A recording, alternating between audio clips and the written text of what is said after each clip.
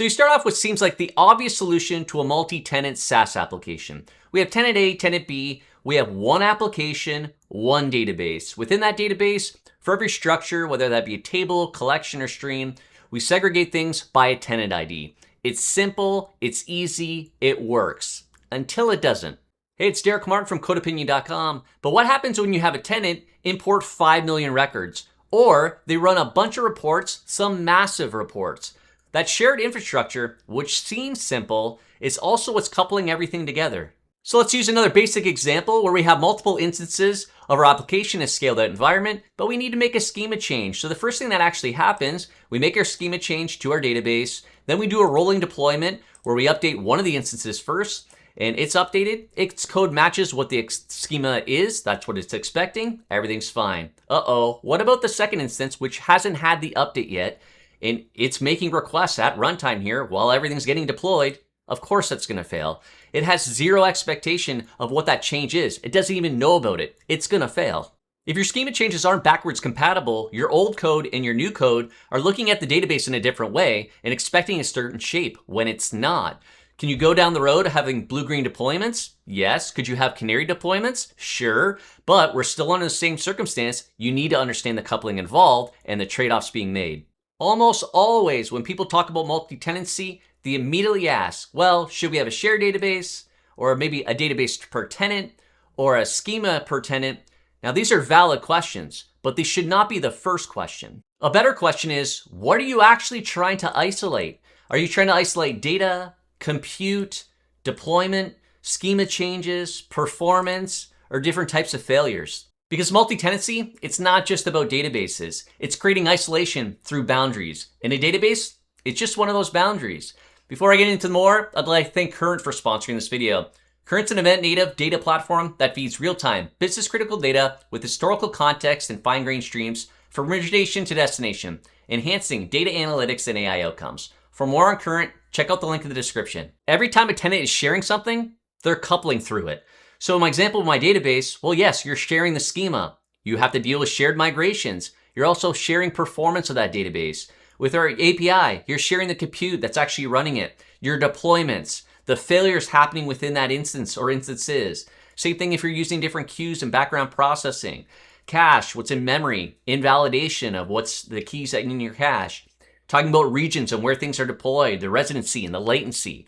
If you're sharing something between tenants, you're ultimately coupled through them. So back to my simple example here. This is perfectly fine. There's actually nothing wrong with this, so as long as you understand the trade-offs and what the coupling is causing. If we have a single instance, single shared database with that segregation on tenant ID, it's simple. This works. If we have a new tenant, it's easy. We don't have to set up have rollout of some new database. Sure, we're just sharing schema. It's a lot easier. It's a lot simpler to deal with, more probably cost-effective.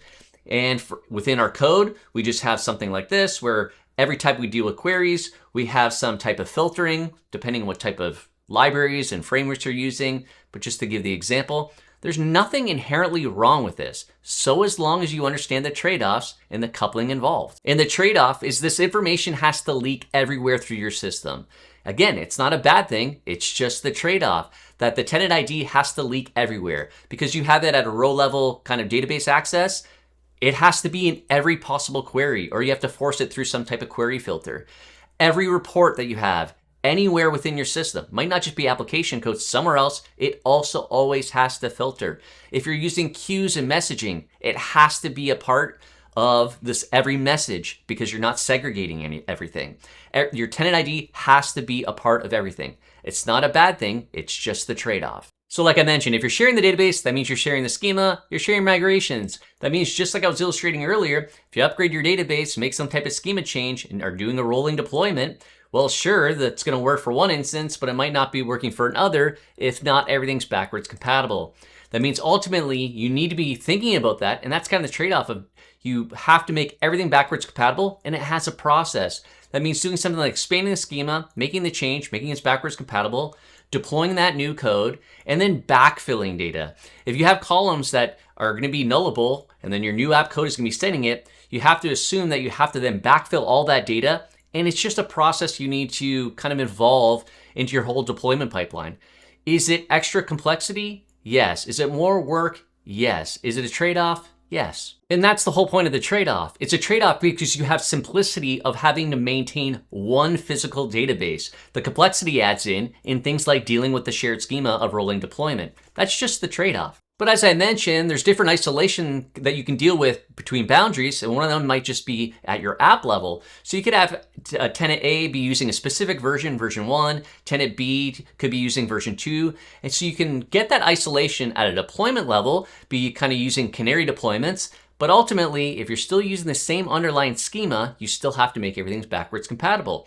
Is this a solution depending on how you want to deal with kind of your tenants? It absolutely can be. This can be totally fine. Because of that deployment isolation, you may have a change coming in that you're a little bit unsure of, so you give it to tenant B because they're a little bit more lax on it. And then once you know it's solid, there's no issues, then you can roll it out further to tenant A. But you're still dealing with it at the schema level. You're just providing deployment isolation. So if you hear somebody talk about multi-tenant architecture, it's really about isolation. But what kind of isolation? It's just not the database. Sure, the database, you have data isolation, but at your API level, you have compute deployment isolation. If you're using queues and messaging, you have background processing isolation, different queues by priority, also by tenant.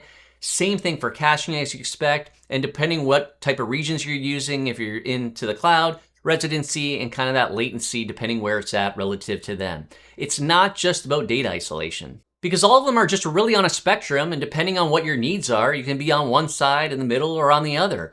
Example with data isolation, you could just have shared tables with your tenant ID.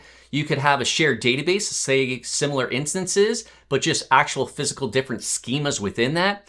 You could have different pools where some tenants are on some instances are on another. Or you could go as far as having a database per tenant. The same goes with compute and isolating instances. You can just have shared instances where everybody's using everything. Same thing with pooled. You have certain subset instances, maybe used for a certain subset of customers, some for the others, or just in completely dedicated, or a combination of pool and dedicated.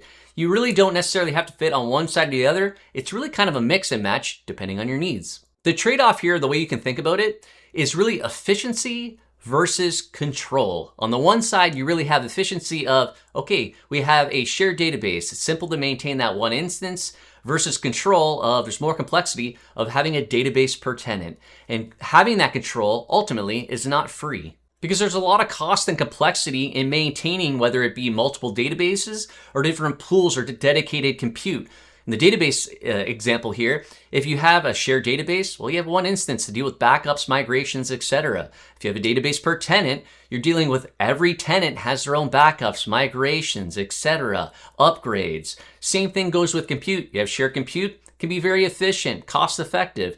If you have compute either pooled or dedicated for particular tenants, you're dealing exactly with the same thing of having to deal with every particular instance for every tenant.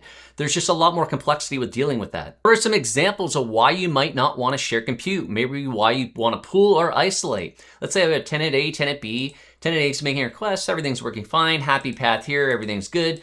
Tenant B, like I mentioned at the very beginning, maybe it's just making an abundant amount of requests, importing data, calling a request on the database that are just really heavy.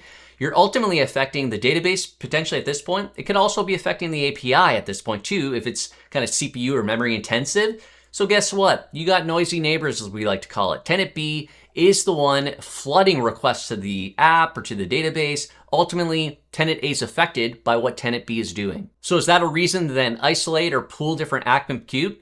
It could be, but there's still different alternatives. One of them is just rate limiting. It just means that every tenant has their own scope. So it doesn't necessarily mean that we have to separate compute and potentially have some compute just idling, not doing much. We could have both still using the exact same underlying instance of our app or API, but ultimately rate limiting by particular tenant, tenant ID, a part of the request. Again, this solves the noisy neighbors problem somewhat, but it doesn't necessarily mean entirely because depending on the request that they're making, you could ultimately still be saving the API, but it doesn't necessarily mean that you're saving the database depending on the request that they're making. What it means is that rate limiting, it's just one tool. So you could be doing the same thing with connection pools for databases and grouping it by tenant. Ultimately, they're just tools. What you really need to identify is what resources are being exhausted. Because of the type of system that you're building and the customer base that you have, tenants at the very beginning might seem and look all the same. but they're really probably not. You may have some tenants that have a smaller number of users, larger tenants might have a larger subset of users, and that's really where you end up starting to realize, okay, well, maybe I need to pool these and pool small tenants together, large tenants together, or large tenants up to a certain point, dedicated more. Again, it really just goes back to this mix and match. But you will realize over time that this is a thing that at first you kind of really think that all tenants are the same, but they're not. Which leads you ultimately to this decision making on what you should do, how you should isolate, and when. Isolate when you need a smaller blast radius, when you don't want noisy neighbors at any given level of compute or database, when you have tenant-specific isolation. This could be for compliance purposes, where you have to isolate at the database level for compliance reasons. That could be the actual reason why you need to isolate. When you need dedicated capacity, where they don't want to share resources in any fashion because they want potentially availability, you have dedicated capacity. Because you want safer rollouts, where you want to provide, say, some subset, provide this version, and then you want to roll out everything to a more high-sensitive tenant, for example, or a pool of tenants. You just want safer rollouts. And again, it's really just isolation at various levels because you want to avoid noisy neighbors and have that protection against it. Multi-tenancy in your architecture is not about a database pattern. It's really about isolation. Ultimately, that's the question you need to ask, is what should be isolated? Sharing, it gives efficiency. It's just more efficient. Isolation gives you more control, and there's trade-offs between the two. So if you're living in a multi-tenant system, get in the comments and let me know. How are you isolating? What are you isolating? Where? Let me know what your architecture looks like. Get in the comments. Thanks to everybody that supports my channel. Let's join. The link's in the description on how to join. I really do appreciate it. It helps support make videos like this. I really do appreciate it. Thanks again. And of course, if you enjoyed this video, please give it a thumbs up. If you have any other thoughts or questions, make sure to leave a comment. And please subscribe for more videos on software architecture and design. Thanks.